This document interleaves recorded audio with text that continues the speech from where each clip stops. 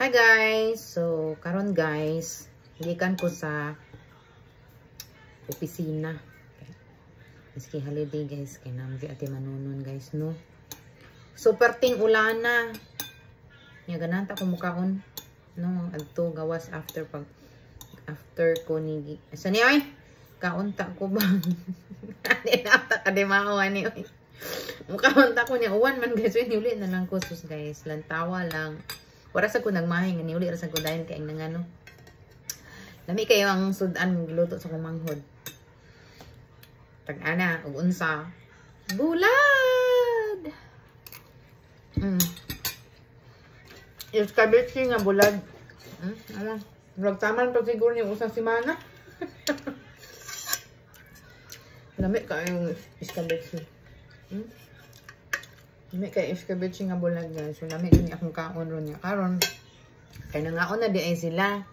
Human kay nahurot na day ang rice. So ningon man ko nga ari ko mukaon sa balay kay ulan lagi kaayo. So ginungagan ko og rice especially for me.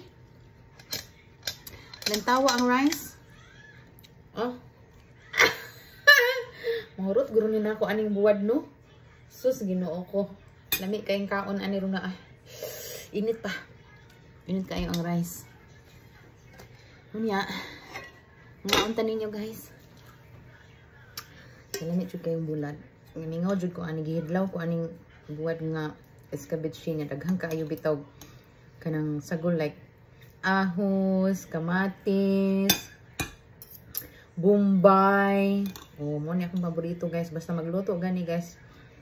Ako po yung naas kusina na adyo ng ahos, bombay o kamatis hinog. Waon gayun.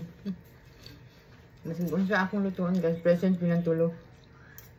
Ano ang akong miski may itlog pa na akong lutuan na adyo na present ang tulo. May kaya guys. Buwan. Kamay sa pagluto bakar. Hindi ka na ingon yung naparat kayo ang buwad. Ang hugasan, guro na sa kumanghod ang buwad.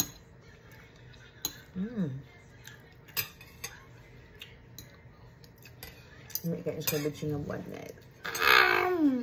Nakamon sa may yung gibuhat ka manting uwan man. Ako kaya.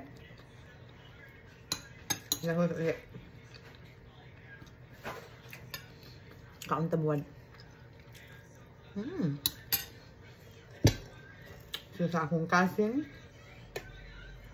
iya bili na kani nga buwad kay gikan ni sa kuan. Gikan ni sa Iloilo with love. Bombay and kamatis and ahos and sibuyas, o diba? Unya. Ang tawa guys. Ay, kalame. Awa ko bulat. Pero dili sa niya ako mahurot ang isa guys. Tungaon ko rani.